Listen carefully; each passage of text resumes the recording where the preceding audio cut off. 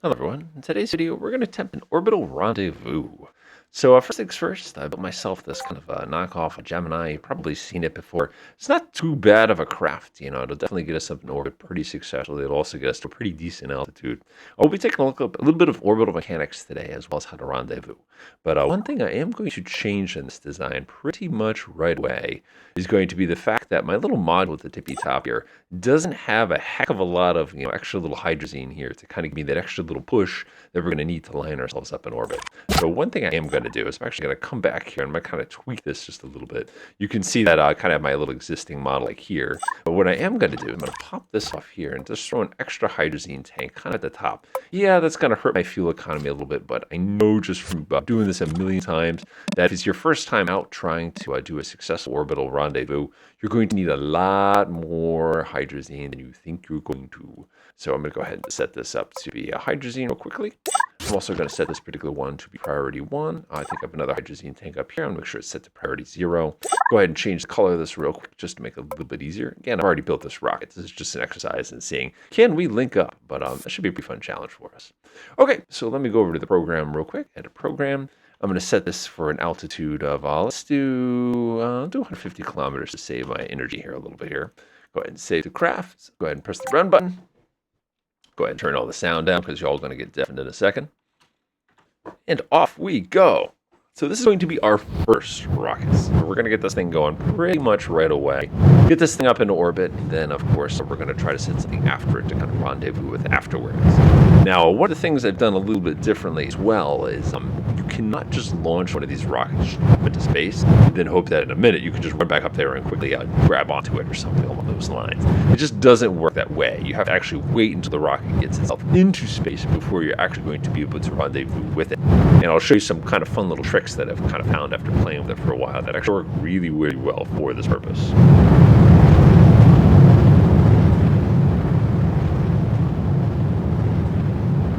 Doing our gravity turn here, and we're going to be climbing up relatively low. Now, when you're doing real world mechanics, of course, you usually don't go down to 150 kilometers. The air's not that it's thick, but it's thick enough to cause enough drag to slowly, basically knock you out of orbit over time.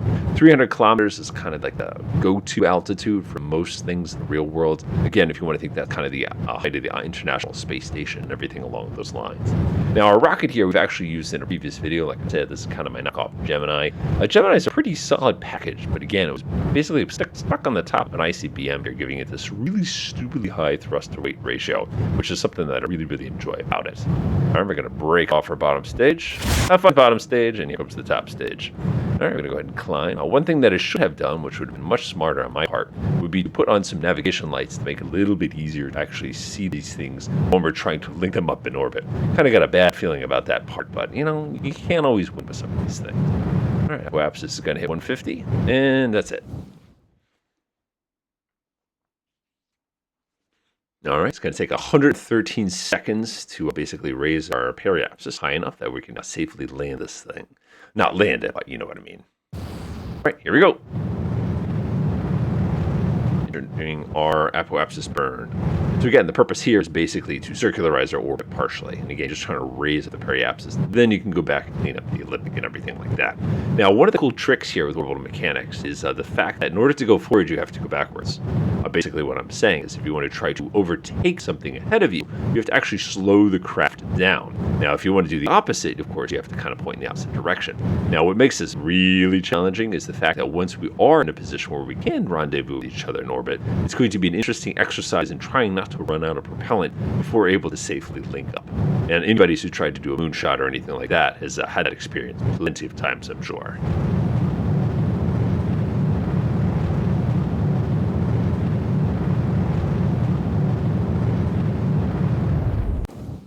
All right, now we're going to begin our circularization. It's not going to take much fuel here.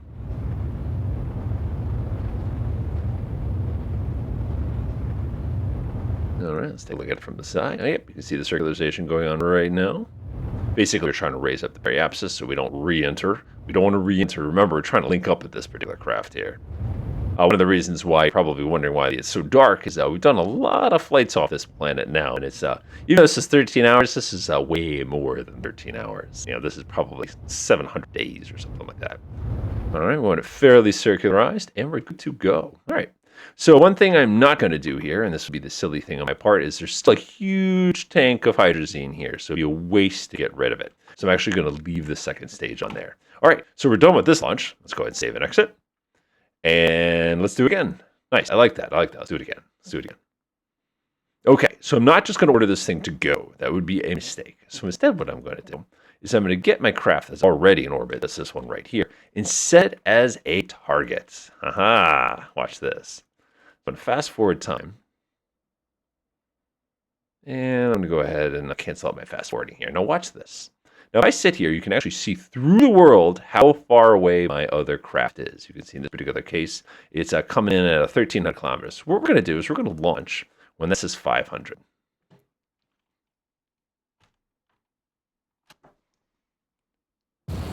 Woohoo! So what we're going to do now is we're going to try to catch up to it. Now, there's a little bit of strategy involved with this. And generally, when you launch these, you want to actually launch them to a lower orbit so you can catch up to it. But a lot of times what will happen is if you time this correctly, you don't even have to do that step. If we don't time it correctly, yeah, we get a little bit of orbital mechanics practice, which I think is actually a good thing for us. All right, going up. Now, the interesting thing here is, even though we are traveling and accelerating very aggressively, we're actually not making much time here. The reason we're not making much time, of course, is the fact that we have no lateral velocity. Everything right now is basically all vertical, just trying to get us high enough that we can go ahead and do that gentle rotation. All right, you can see there's the gem. You can't quite make it out, but it is this little teeny tiny speck of pixels that you every once in a while kind of catch out of the corner of your eye. And again, if you could do this perfectly, you could basically smack into that guy as you circularize your orbit. Now, I've done this a few times in different spacecraft, and there's just so many variables and so much, calculus and integration that you're going to have to do to get this perfect. So I'm not going for perfect here. I'm just going for close enough so that we can go ahead and demonstrate the concept. One of these days, I'm trying to put together an intergalactic planetary style craft. Then in order to do that, I'm going to have to build the entire thing up in orbit. But again, I'll have to have like a booster to basically get us up there and connect each piece individually. So I'm going to have to develop some kind of basically like a space tug or some system. And there goes my second stage, just like the real one. I should have made the whole thing silver. And you can see that I'm actually extremely close. I'm only 120 kilometers away, which I know for some folks you're like, oh, that's a pretty long distance, Chief. That's nothing. I'm basically almost caught up, which is amazing because I haven't really had to work this hard. And I think my calculation's going to be pretty darn quick. Now, unfortunately, I'm not going to be able to catch up that quickly. Now, watch what happens. Gemini's going to overtake me. I'm going to float up a little bit. And I want to be behind him, but I also want to be below him. There we go. So unfortunately, we got within 49 kilometers. I think was the lowest I saw. Which is, that happens. Don't worry about it. So now we're going to go to raise up our periapsis. Again, this is my handy-dandy second stage here. There's nothing too special. I'll look at it from the side so you can kind of see. And you can see just how close we got to actually linking up with that guy. Which is, it's not my best work here. But again, I think I did a pretty decent job given that I'm basically doing these things, from the cusp here. Not bad. Orbital mechanics or rocket science from the back of the envelope. That's pretty cool. All right, once this gets raised up a little bit, I'll go ahead and do my last piece there, which is going to lower my orbit so I can fly under and then jump back up to it. You'll see exactly what I'm doing in a moment. Again, we're going to keep our second stage connected, unlike the real Gemini, just because I want that extra fuel. I'm going to need it to do some mechanics. I can use the front stage there, but unfortunately, I'm not going to get much out of it if I do that. All right, circularization burn. Here comes the circularizing. This will pull us out of the danger zone, and unfortunately, we are trailing him by exactly 110 kilometers. The wrong thing to do would be to try to accelerate. If we try to accelerate, we're actually going to go wide and actually fly over. He will undershoot us if we accelerate. So again, we're just trying to get that general sort of purpose orbit here. Once we're nice and circularized, we'll actually drop the orbit that we just generated just to pick up some speed. Remember, you have to go backwards to go forwards.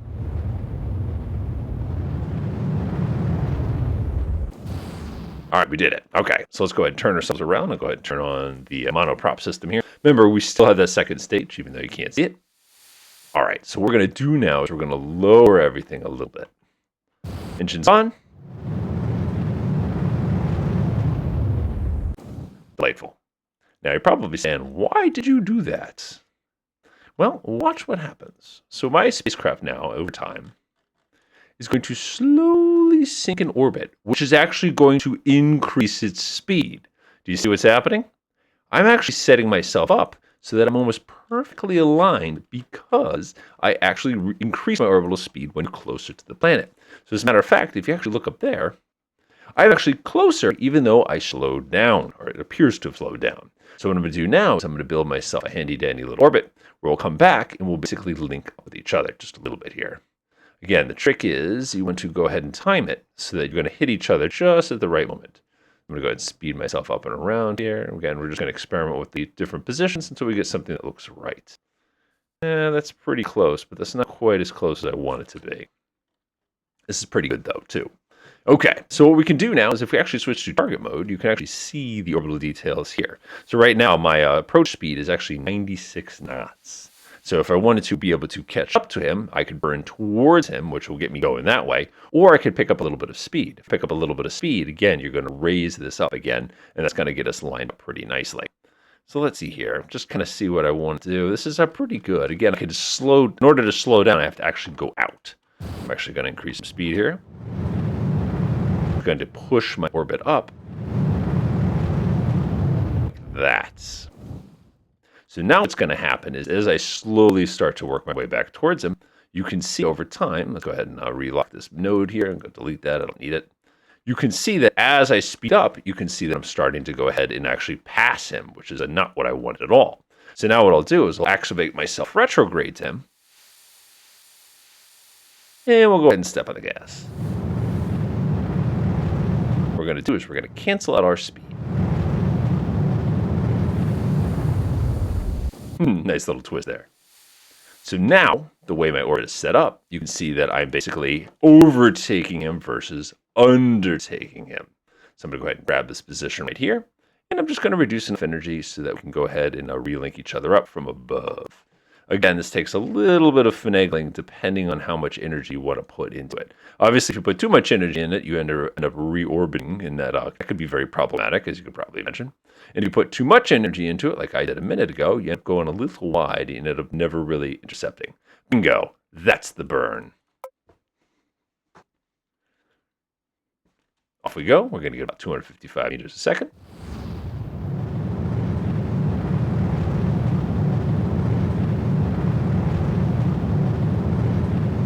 And once we get up to him, we'll go ahead and cancel that. Delightful. All right, let's put up time. Now watch. Remember, we're in the inner track here again, just like racing. And we're basically going to go smacking into each other. Now, our intercept point is going to be right here. When we hit the intercept point, we've got to cancel out all of our relative speed here. So again, we're going to get very, very close. You can see this is going to happen in just a few seconds. And here we go. So now what we're going to do is we're going to cancel out all of our relative speed, and I'm just going to float right on over.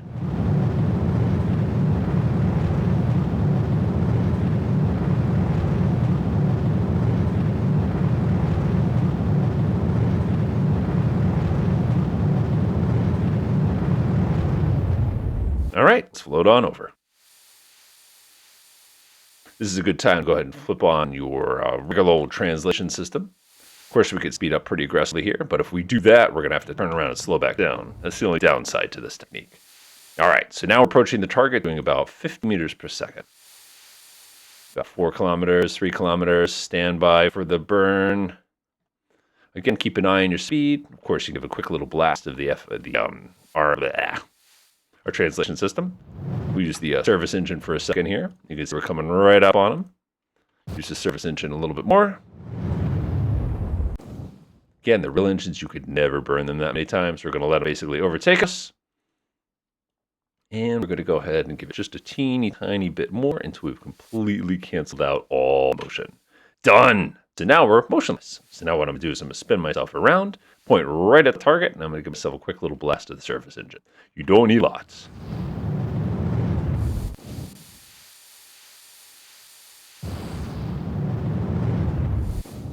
Nice. All right, let's go ahead and flip ourselves around. And now we are ready to do the docking part. Oh, yeah. All right, so I'm going to go ahead and switch to just translation mode. A quick warning of translation mode, by the way. Make sure you're oriented in a way that makes sense. So unfortunately for us, the other rocket is at a pretty derpy angle.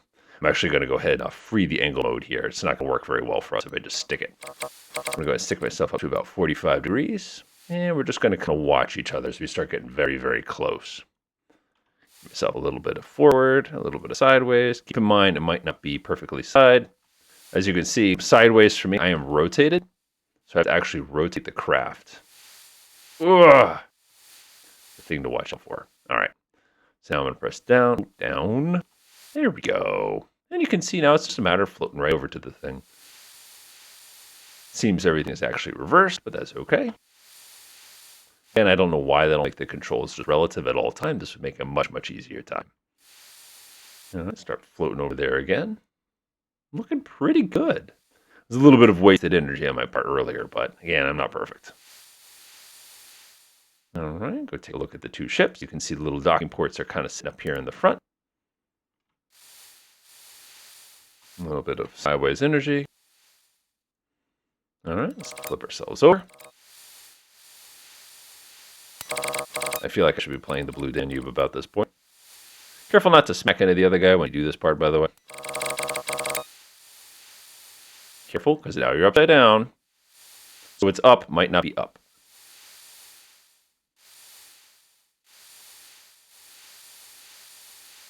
Again, your best friends here are these little arrows. Now let's go ahead and line these two up. And it looks about right. Again, how this thing got out of whack since I flew to it earlier, I'm not 100% sure. All right, I'm going to scoot this way. Again, I'm using just my translation capabilities here. If I were a smarter person, I would have switched to capsule mode versus try to get it like that. I think my angle's off just a tiny bit. All right, looks pretty good. Just going to kind of glide this way. I think my direction's actually pretty good now. Looking pretty good. Keep in mind, the real Gemini, you did not bring the second stage with you. I'm just using it to get a little extra fuel. I really wish I had a first-person camera here. All right. I start floating towards it. Again, you're not going to need much here. I think my angle's just slightly steep. All right, come down. Pro tip, by the way, you might want to tell the other guy to go ahead and shut himself off so he doesn't start using his RMS or something like that, or CS, I should say. That could be very, very problematic to us. All right, I'm going to give you a little bit of backwards.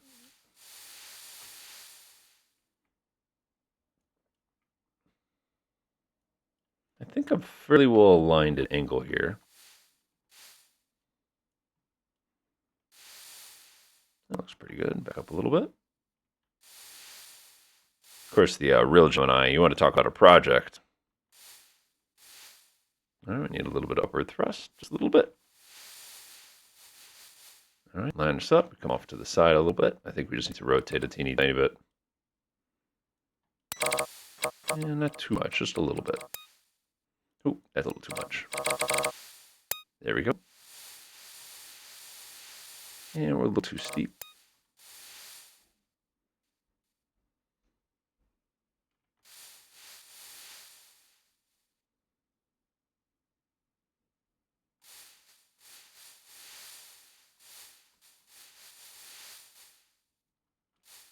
Now, one of the great things about this program is when you do go to docking mode, it actually will dock for you automatically.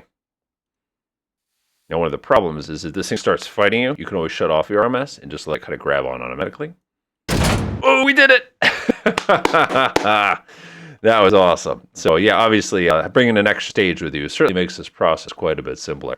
But yeah, we did all right. I think it's kind of neat. Now, one thing you can do, which works really well, is if I turn my controls back on, notice it only turns on this stuff on this side. One really cool trick is I can actually go over my fuel tank. I can set this to being, I want this to be, let's see here, fill. Can I actually steal it out of here? I don't think I set it up to suck this stuff out. Nope, I set it backwards. This is going to be the tank we fill. This is going to be the tank we drain. Apparently I got that backwards. There we go. So you can see here that we can actually suck the fuel out of the other one, which is really good for us because, like if you remember, we've gone through a lot of hydrazine so far. This would be a really good time to refuel your hydrazine if you haven't done so already. So I'm going to go ahead and do the exact same process and suck some hydrazine out of it. This is a great way to do some, again, space refueling here. Go ahead and do one of those. Are we pulling stuff out or pulling stuff in again? We want it like this, and we want the other guy to be in that mode. Ah, it's not sharing the hydrazine. Oh, it was already full. That's why. Let's see the other hydrazine tank. Okay, that was looking pretty good too. Sweet. So I'm going to go ahead and shut this one off. Come up here. Go ahead and shut that one off as well. And we've literally sucked all the fuel out of that guy's second stage. Now, one thing you can do what's really, really helpful, and I'll kind of end with this, is notice how I'm only using my monoprop on this side. If you want him to do it too, you have to click on it. And you have to basically tell it to replicate the commands. Because now if you do it, and you turn on these particular ones over here, you'll actually notice that those will start firing as well. Assuming you didn't do what I just did a minute ago and literally suck all the hydrazine directly out of him, which can obviously be problematic. When you're ready to undock, of course, it's super duper simple. You just come up here and there's this handy dandy button that you can press, and it'll go ahead and undock you in a hurry. Again, you click this one, and you can even break what action you are. Here it is, clunk, and we're free! Yay! All right, we'll go ahead and set ourselves to retrograde. Now that we've gotten a nice full tank of gas, we'll blow some fire in his face, point this thing straight retrograde, fuel power. We'll make sure we're on orbit mode. There we go, surface mode. And that's all there is to it. All right, hopefully this video was kind of interesting. Like I said, it's always kind of fun to try that orbital stuff. It's kind of tricky without first person, but other than that, enjoy.